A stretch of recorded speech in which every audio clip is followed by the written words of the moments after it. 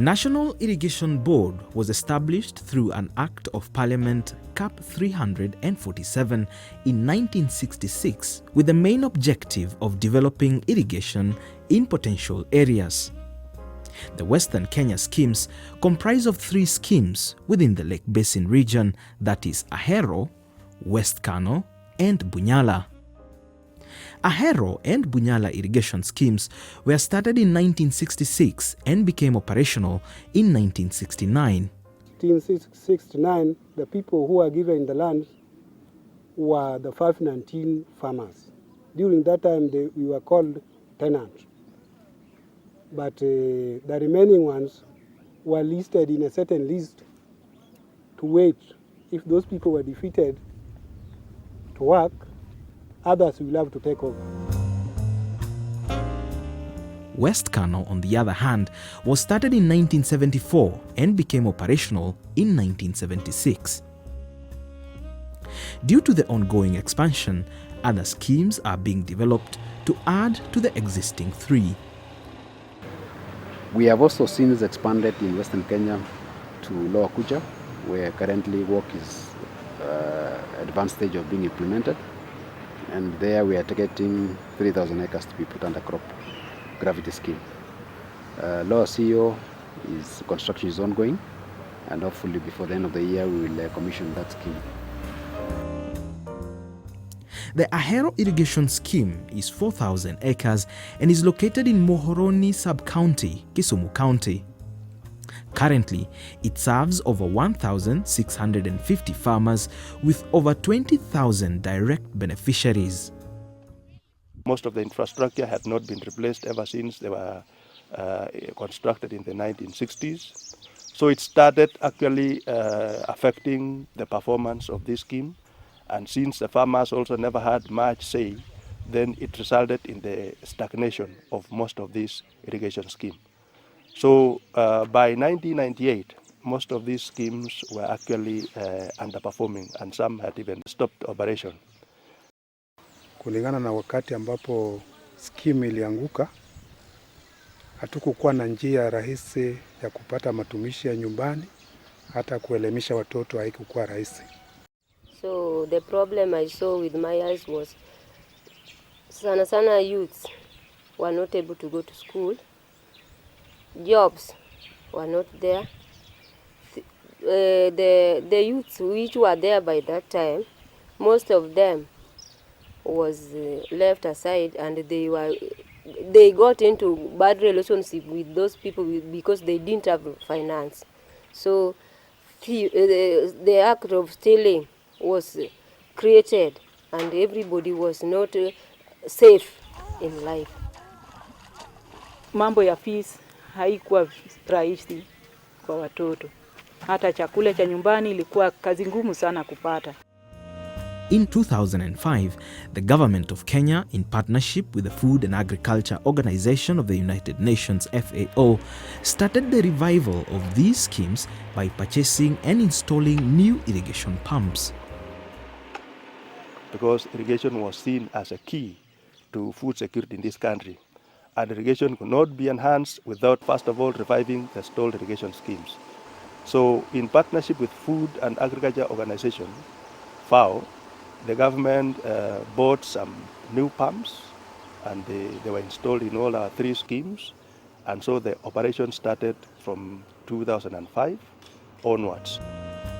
With the new pumps running, FAO and the government of Kenya, through the economic stimulus package, provided input support, which has since been converted into a revolving fund. This fund is currently meeting most of the farmers' production requirements. And that worked very well. By the year 2007, something good was being seen. And then by the year 2008, 2009, the government injected some additional funds through the economic stimulus program. And this fund has been able to be turned into a revolving fund that has managed to run the scheme up to date. It is the revolving fund which provides the fund for all the cost of the farmers, from input to O&M payment. and it is the group which manages that fund, because we have formed the group which manages the fund at the local level or at the ground level. The final level, we have got the management committee who prepares the scheme calendar. They meet with all group chairmen, and the OWA draws up the program for the year. There we discuss, and after we have agreed on the program, it is now the revolving fund to provide the funds for the operation. The second scheme in Western Kenya is West Kano Irrigation Scheme. This scheme is in Kisumu East Sub-County, Kisumu County. The scheme was started in 1974. Currently, it has over 1,200 farmers with over 20,000 direct beneficiaries. They were growing two types of crops. It was sugarcane and rice. But as time has gone, we have gone full on rice production. The scheme has a total of 2,230 acres. And for this year, we have put 1,500 other rice. Our method of water abstraction is through pumping. We have inlet pumps where we pump from a lagoon to the main canal.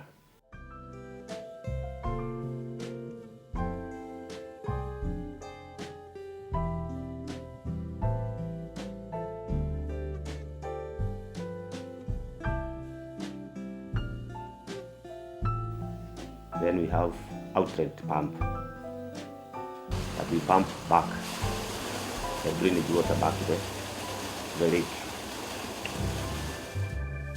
The third one in this region is Bunyala Irrigation Scheme with over 2,000 acres. This scheme is located in Bunyala Sub-County of Busia County. The scheme, which started in 1964, currently serves over 1,200 farmers with over 15,000 direct beneficiaries. So it has been operational all this time, with the main activity being rice production here within this region. So it faced a challenge way back, and it is one of the schemes that collapsed. But it was revived in 2005 through a grant from FAO that gave farmers inputs. It was supplemented through the economic stimulus program, which was one of the government programs for ensuring food security. So this has seen the scheme move forward in terms of production after it was stalled. Hata skimu hii, kwa sababu ya hiyo kuwa hapa, tumepeleka watoto zaidi naweza sema zaidi wa 200 university kupitia kwa hii scheme. So hii scheme naweza sema ni ya manufaa kwa watu wa hapa sana.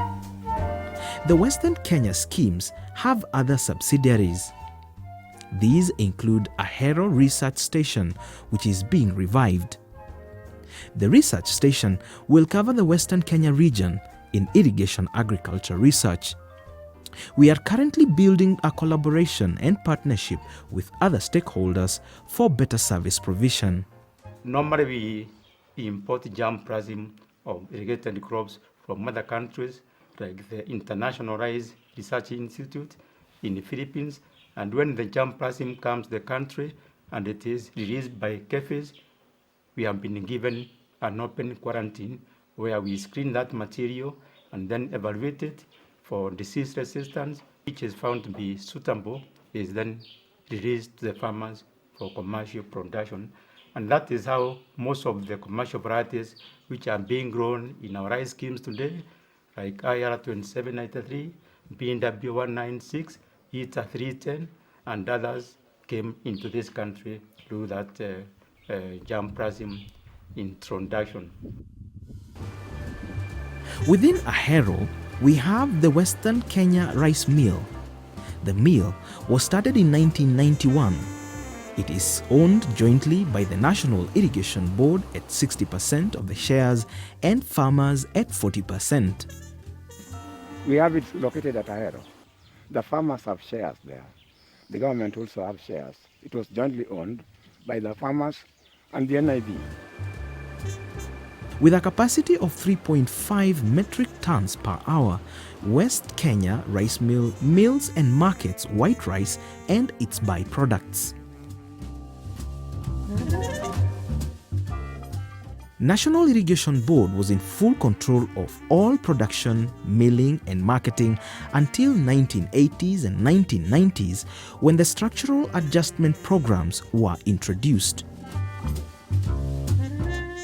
Farmers were least involved in the management of the scheme and only wanted their bonuses after harvest. There was need, therefore, to involve farmers in the management of the scheme, and hence the introduction of participatory irrigation management concept, which was then introduced. And there was need that farmers should play a key role in the management of the irrigation schemes. So then we started what we call participatory irrigation management, whereby National Irrigation Board was to cede some roles to the farmers, and then there's kind of co-management of the irrigation schemes.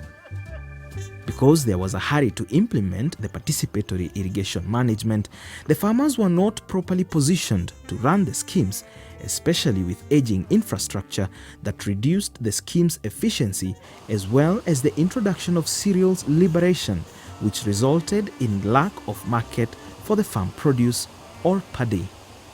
Tulifuna mzuri.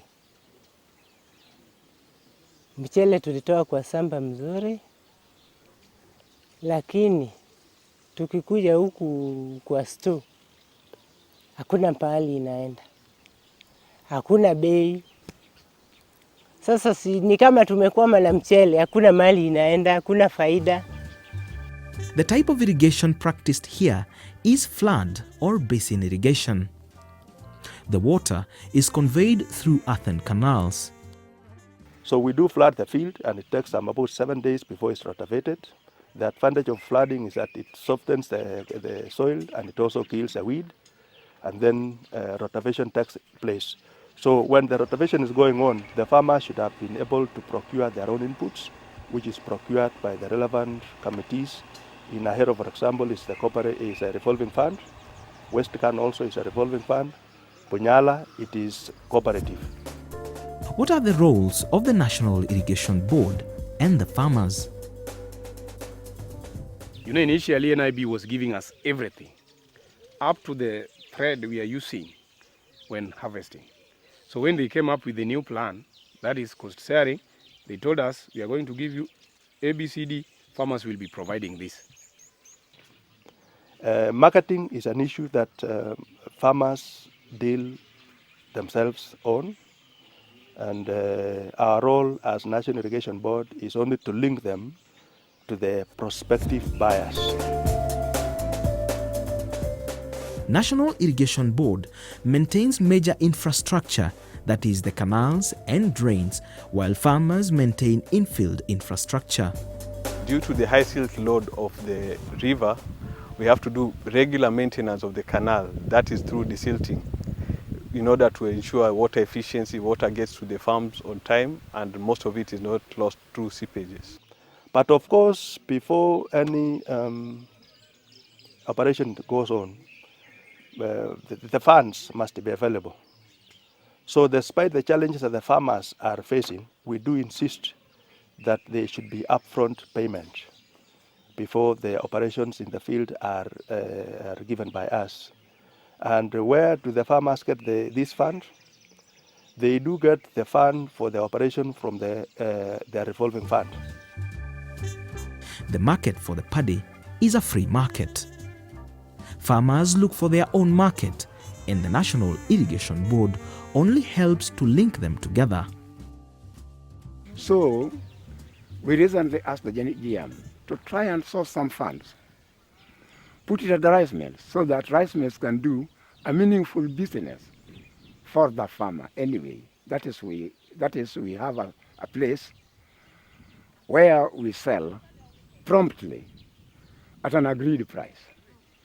And then the paddy rice, that paddy rice can of course be given value addition, where we can add value and get profits when the machine or the mills is doing a good job and busy job, definitely the profits will be higher.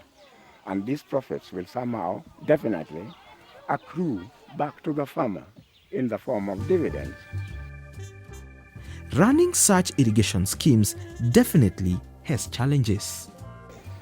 Mashamba ya huku, shida ambayo iko nayo, kuna zile ambao iko na high spots. Sehemu zingine siku juu, sehemu zingine siku chini. Sasa hizo nayo, kama tungeweza kufanya leveling ya mashamba, ili maji ikiingia kwa shamba, haiwezi kapotea hivyo bure bure, hapo itaweza leta mazao mazuri. A long time ago when I was married here, I found when the NIB was doing everything for farmers. But now it has come where farmers are the ones to control their farms. They have their own groups leaders, and the problems is in the group leaders. We are not well trained. Some of the challenge we have at the pump station is due to the high silt load. We have frequent breakage or frequent problems with the pump. This has been addressed through, we have regular maintenance through contracted pump maintenance.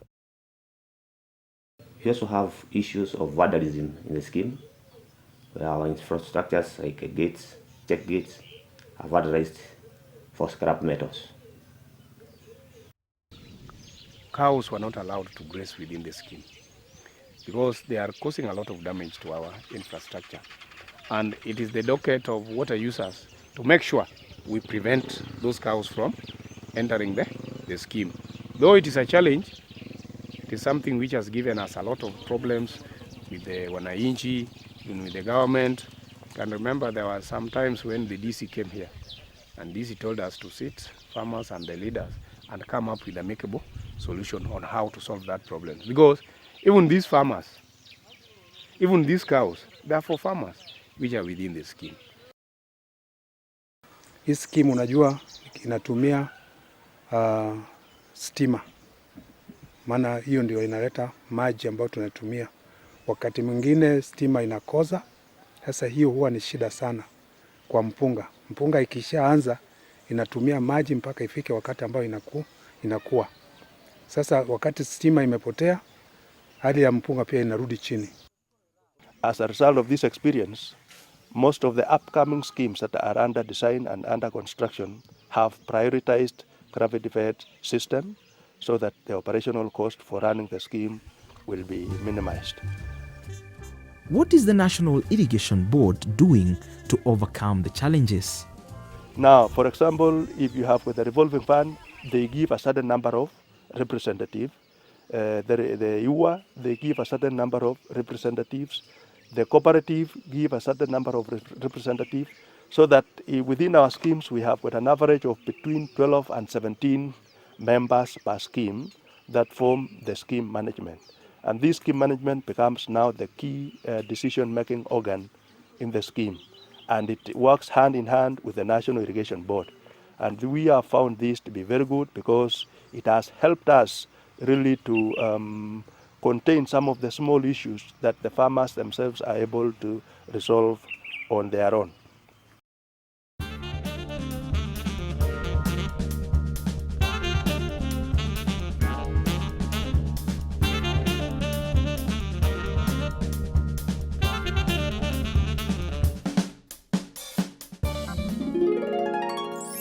AIC.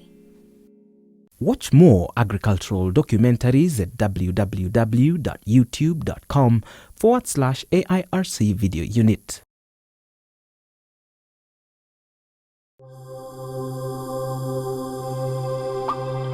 Find us on www.nib.or.ke, on Twitter or on Facebook, and also on YouTube at www.nationalirrigationboard.youtube.com.